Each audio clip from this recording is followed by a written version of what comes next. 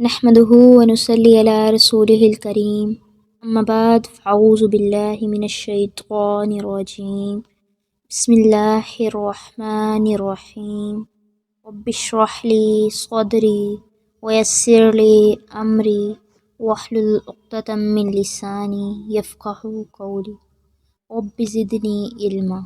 السلام علیکم ورحمۃ اللہ وبرکاتہ۔ لیکچر نمبر 14 ہے، باب ہے نبی صلی اللہ علیہ وسلم کا فرمانا کہ اے اللہ اس کو کتاب مینس قرآن کا علم عنایت فرما۔ سیدنا ابن عباس کہتے ہیں کہ رسول اللہ صلی اللہ علیہ وسلم نے مجھے ایک مرتبہ اپنے سینے سے لپٹا لیا اور فرمایا اے اللہ اس کو اپنی کتاب کا علم عنایت فرما۔ یہ حضرت ابن عباس کا مقام اور مرتبہ ہے کہ رسول اللہ صلی اللہ علیہ وسلم کی دعا کی وجہ سے حضرت ابن عباس کو مفسر قرآن کا درجہ حاصل ہوا۔ ابن عباس کو علم تفسیر میں وہ بلند مقام ملا کہ انہیں امیر المفسرین کہا گیا، تو یہ سعادت اللہ کے نبی کی دعا کی وجہ سے تھی، الحمدللہ۔ اس حدیث سے ہمیں یہ بھی پتہ چلتا ہے کہ بچوں کو دعائیں دینی چاہیے، بڑوں کو، کہ ان بچوں کو چاہیے کہ بڑوں کی خدمت کریں تاکہ ان کی دعائیں لے سکیں، ایسے کام کرنے چاہیے جس سے بڑوں کی دعائیں لے سکیں۔ نیکسٹ حدیث نمبر 68 ہے، لڑکے کا سماع حدیث کس عمر سے درست ہے؟ مینس کوئی بچہ کتنی ایج کا ہو تو اس کے لیے حدیث سننا صحیح ہے۔ دو باتیں اس بات کے حوالے سے امپورٹنٹ ہیں، ایک تو یہ کہ بچوں کا حدیث سننا، اور دوسرا بچوں کی سنی حدیث پر یقین کرنا۔ سیدنا عبداللہ ابن عباس کہتے ہیں کہ میں ایک مرتبہ ایک گدھی پر سوار ہو کر چلا اور اس وقت میں بلوغت کے قریب تھا۔ رسول اللہ صلی اللہ علیہ وسلم منام میں بغیر کسی دیوار یعنی سترہ کے نماز پڑھ رہے تھے، تو میں صف کے کچھ حصے کے آگے سے گزرا اور میں نے گدھی کو چھوڑ دیا تاکہ وہ چڑھ لے اور میں صف میں شامل ہو گیا۔ مجھے کسی نے اس بات سے منع نہیں کیا۔ تو یہاں سے اس حدیث سے علماء نے اخذ کیا ہے کہ کتنی عمر میں حدیث کا سننا درست ہے اور روایت کرنا درست ہے۔ اللہ کے رسول صلی اللہ علیہ وسلم کا بچوں سے تعلق پتہ چلتا ہے۔ حضرت ابن عباس کی عمر اس وقت 5 برس تھی۔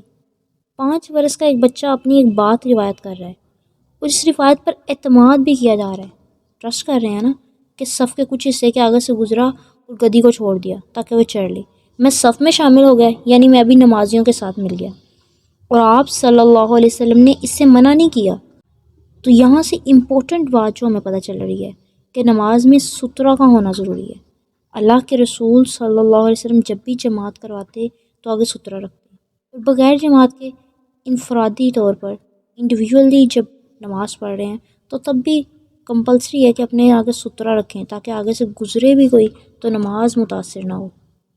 حدیث نمبر 69 ہے، سیدنا محمود بن ربیع رضی اللہ عنہ کہتے ہیں کہ مجھے رسول اللہ صلی اللہ علیہ وسلم کی ایک کلی یاد ہے جو آپ نے ایک ڈول سے پانی لے کر میرے منہ پہ ماری، اور اس وقت 5 برس کا تھا۔ آپ صلی اللہ علیہ وسلم کے طرز عمل کو بچے نے روایت کی۔ آپ بچوں سے بہت محبت کرتے، بچوں کے ساتھ اکثر ایسے ڈیل کرتے تھے لائک انہی کی ایج کے ہوں، تو آپ صلی اللہ علیہ وسلم نے محبت کے ساتھ بچے کے اوپر کلی کی۔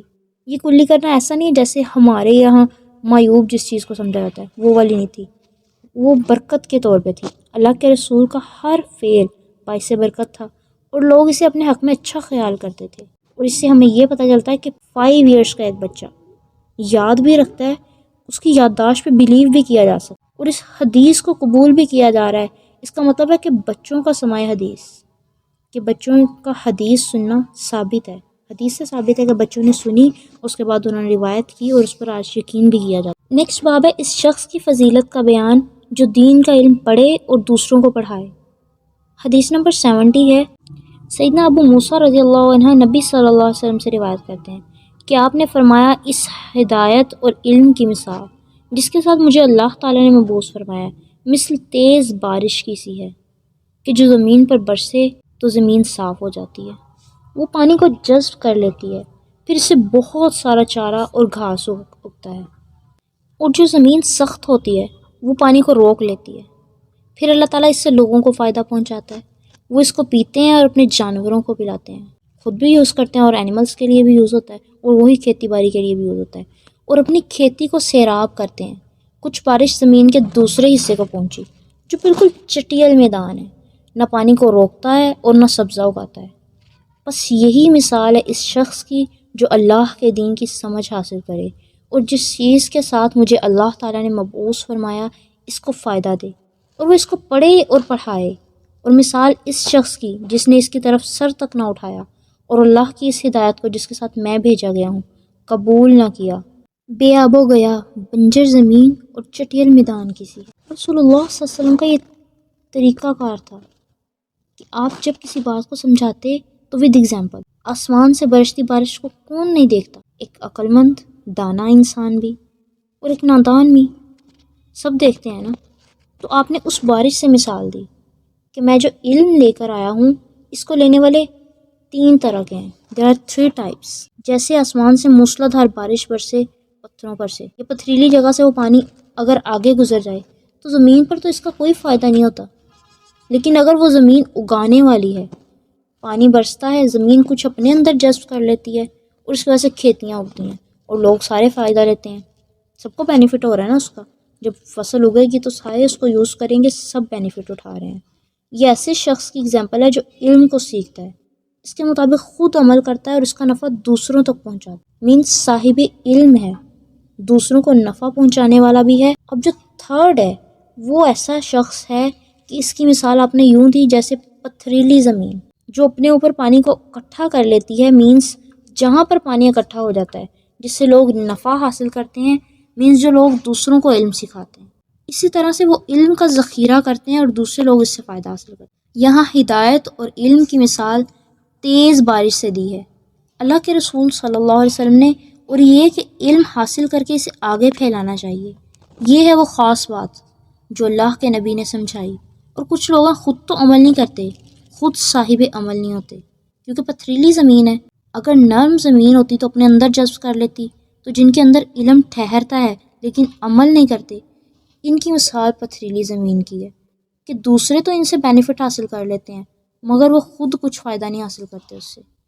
اور پھر وہ لوگ جن کے اوپر سے پانی جیسے چٹان کے اوپر سے پھسل کے چلا جاتا ہے، ان کی مثال ایسی ہے کہ نہ خیال سے سنتے ہیں، نہ عمل کرتے ہیں، نہ دوسروں تک پہنچاتے ہیں، مینس انہوں نے خود بھی کوئی فائدہ نہیں اٹھایا اور نہ ہی دوسروں تک کوئی فائدہ پہنچایا۔ تو ہمیں چاہیے، ہر ایک شخص کو چاہیے اس معیار پر اپنے آپ کو پرکھ کر دیکھے کہ اس نے کیا کمایا اور کیا کیا، ان میں سے کس کیٹیگری میں ہم لائے کرتے ہیں۔ تو یہ ہم سب کے لیے ضروری ہے کہ ہم اپنا اپنا احتساب کریں کہ ہم اس میں سے کس کیٹیگری میں لائے کریں۔ وہ زمین ہے جس پر بارش برستی ہے، وہ جذب بھی کرتی ہے اور پھر اس سے چارہ اگتا ہے، دوسرے بھی فائدہ اٹھاتے ہیں، یا پھر ایک چٹیل میدان جیسی ہے کہ جو پانی کو روکتی بھی نہیں ہے، نہ سبزہ اگتا ہے اور نہ ہی کچھ اس پہ رکتا ہے پانی وغیرہ، نہ تو وہ خود علم حاصل کر رہے ہیں، نہ سیکھ رہے ہیں، نہ دوسروں تک پہنچا رہے ہیں، کچھ بھی نہیں کر رہے۔ یا پھر ہم ایسے لوگوں میں شامل ہیں جو پانی تو جذب کر لیتی ہے، مطلب جذب نہیں کرتی، روک لیتی ہے، وہ زمین جو پانی تو روک لیتی ہے لیکن خود اس کو اندر جذب نہیں کرتی، خود کوئی فائدہ نہیں اٹھاتے، لیکن اس رکے ہوئے پانی کی وجہ سے دوسرے فائدہ اٹھاتے ہیں۔ وہ رکا ہوا پانی یہ ہے کہ جو علم کا سمندر انسان کے پاس ہے وہ دوسروں تک تو پہنچا رہا ہے لیکن خود عمل نہ کرے، اس میں اس چیز کو سمجھایا جا رہا ہے۔ نیکسٹ باب ہے علم کا اٹھ جانا اور جہالت کا ظاہر ہونا۔ حدیث نمبر 71 ہے، سیدنا انس رضی اللہ عنہ کہتے ہیں کہ رسول اللہ صلی اللہ علیہ وسلم نے فرمایا، بے شک یہ باتیں قیامت کی علامات میں سے ہیں کہ علم اٹھ جائے اور جہالت باقی رہ جائے، اور شراب نوشی کثرت سے ہونے لگے اور اعلانیہ زنا ہونے لگے۔ اس حدیث کو سامنے رکھ کر اگر ہم آج دیکھیں کہ ہم کہاں کھڑے ہیں، صحیح حدیث ہے، آپ صلی اللہ علیہ وسلم کی پیشن گوئی ہے اور وہ کچھ ہو رہا ہے، اور یہ ہم سب کے لیے امتحان ہے کہ ہم ان ساری برائیوں کو دور کرنے کے لیے کیا کرتے ہیں۔ ان برائیوں میں صرف خمر اور زنا نہیں، کیونکہ خمر اور زنا تو نتیجہ ہے پہلے 2 چیزوں کا، علم اٹھا لیا جائے اور جہالت عام ہو جائے، اتنی عام ہو جائے کہ لوگ ان چیزوں کو برائی کی بجائے اچھائی سمجھنے لگیں۔ ایک وقت ہوتا تھا کہ جب کوئی عورت اس بات کے پاس سے گزرنا پسند نہیں کرتی تھی کہ اس پر الزام لگے کسی مرد کے ساتھ تعلقات پر، اور اب سر عام کہا جاتا ہے ہی از مائی فرینڈ۔ کیا ہمارا ضمیر اس چیز کو الاؤ کرتا ہے کہ ایک غیر مرد، نامحرم مرد کے ساتھ کسی کا نام جڑے؟ لڑکا اور لڑکی کی دوستی کیا جائز ہے اسلام میں؟ تو ہمیں سوچنے کی ضرورت ہے۔ رک کر سوچیں اس بارے میں کہ آج ہمارا معاشرہ کس طرف جا رہا ہے۔ بے حیائی کی انتہا، اس کا عام ہو جانا، یہ پھر فتنوں کے دور کی علامات ہیں، جو پیچھے ہم نے پہلے احادیث پڑھی کہ فتنے پھیل جائیں گے۔ تو کسی نے پوچھا کہ فتنے کیا ہوں گے؟ وہی ہیں جو ہم آج دیکھ رہے ہیں کہ اتنا غبار اٹھ جائے، اتنی ساری برائیاں اور خرابیاں کہ اس جھنڈ میں ہمیں برائی ہی نہ لگے، مینس برائی کو ہم واضح طور پر برائی ہی محسوس نہ کر سکیں۔ کیا آج ایسا نہیں ہے؟ بالکل ایسا ہی ہے۔ یہ قیامت کی نشانیوں میں سے ہے کہ علم اٹھا لیا جائے اور جہالت پھیل جائے۔ آج کے دور میں اگر ہم دیکھیں، جس علم کو ہم علم کہتے ہیں، وہ علم انسان کو انسان ہی نہیں بناتا۔ وہ علم حاصل کر کے ممکن ہے کہ کوئی شخص ایسا ہو جائے کہ دنیا میں کوئی روزی کمانے کے قابل ہو جائے۔ ایسا بھی پاسبل ہے کہ اس علم کی وجہ سے ایک انسان اسکلفل ہو جائے، کسی نہ کسی طرح سے اپنے ہنر سے دوسروں کو فائدہ پہنچا دے، مگر یہ علم انسان کو اتنا بھی نہیں سکھاتا کہ اسے اچھا انسان کیسے بنا ہے۔ مینس ایسا علم نہ تو انسان کو سچے رویے سکھاتا ہے، نہ بہترین طریقہ زندگی، نہ عہد کا پابند، نہ امانت کا خیال رکھنا سکھاتا ہے، نہ ہی اچھا خلق، نہ حقوق و فرائض کی ادائیگی، نہ اچھی معاشرت، نہ اچھی معیشت، نہ ہی انسانوں کی ہمدردی، نہ باہمی ایثار، کوئی ایسی چیز نہیں۔ اسی وجہ سے آپ دیکھیں کہ جتنا مادی علوم کسی علاقے میں پڑھتے ہیں، وہاں اتنا زیادہ فساد بڑھتا ہے۔ میں ان چیزوں کے خلاف نہیں ہوں، دنیا اور دین دونوں کا علم حاصل کرنا چاہیے، لیکن اگر ہم اوور آل بات کریں تو کیا دنیاوی علم ہمیں اچھا انسان بنانا سکھا رہا ہے؟ آج یہ سوچنے کی ضرورت ہے۔ منع نہیں کر رہے، پڑھنا چاہیے، بالکل یہ ضرورت ہے۔ اللہ رب العزت نے کہا ہے اسلام تو وہ دین ہے جو اس دنیا میں رہ کر تم نے زندگی گزارنی ہے۔ دنیا سے کٹ آف کرنا تو ہے ہی نہیں اسلام، وہ تو رہبانیت ہے۔ ایکچولی وہ لوگ جن کو ہم علم کہتے ہیں، دراصل وہ علم ہے ہی نہیں، وہ تو روزی کمانے کے لیے کچھ اصول و ضوابط ہیں، ورنہ اصل میں اچھا انسان بنانا جو تعلیم کا بنیادی آبجیکٹو ہے، وہ اس علوم کے توسط سے ممکن ہی نہیں ہے۔ یہاں جو فرمایا گیا کہ علم اٹھا لیا جائے گا اور جہالت عام ہو جائے گی، تو اس سے مراد وحی کا علم ہے اور رسولوں کا دیا ہوا علم۔ آپ صلی اللہ علیہ وسلم کی پیشن گوئی کتنی سچی ہے کہ علم اٹھا لیا جائے گا اور جہالت پھیل جائے گی۔ کوسچن یہ رائز ہوتا ہے کہ علم کیسے اٹھا لیا جائے گا؟ علماء وفات پائیں گے، مینس علماء جو فروغ علم کے لیے کوششیں کرتے ہیں وہ جہان میں نہیں رہیں گے، اور لوگ اصل علم کی بجائے دوسری چیزوں میں لگ جائیں گے، اور علم کے حصول کے مقاصد بدل جائیں گے۔ اور اسی حدیث میں قیامت کی دیگر نشانیاں بھی ہیں۔ حدیث نمبر 72 ہے، ابن انس رضی اللہ عنہ سے روایت ہے کہ انہوں نے کہا کہ آج میں تم لوگوں کو ایک ایسی حدیث بیان کروں گا کہ میرے بعد شاید کوئی تم سے نہ بیان کرے گا۔ میں نے رسول اللہ کو یہ فرماتے ہوئے سنا، قیامت کی علامات میں سے ایک علامت یہ ہے کہ علم کم ہو جائے اور جہالت غالب آ جائے، اور زنا اعلانیہ ہونے لگے، عورتوں کی کثرت ہو جائے اور مردوں کی قلت، یہاں تک کہ 50 عورتوں کا سرپرست کفیل صرف ایک مرد ہوگا۔ قیامت کی نشانیوں میں سے دوسری نشانیاں ہیں جو اللہ کے رسول نے واضح کی، زنا عام ہو جائے اور اوپن ہونے لگے، مینس زناکاری کا یہ جو سلسلہ ہے سم اسپیسیفک پلیسز تک محدود نہیں رہے گا، لوگ اس کو عجیب فیل نہیں کریں گے۔ تھرڈ علامت یہ ہے کہ عورتوں کی تعداد مردوں سے زیادہ ہو جائے، بٹ جو فرسٹ علامت ہے نا جو ہم نے دیکھی، علم کم ہو جائے گا، تو اصل میں دوسری دونوں علامتیں پہلی علامت سے متعلق ہیں۔ وآخر دعوانا ان الحمد للہ رب العالمین۔ السلام علیکم ورحمۃ اللہ وبرکاتہ۔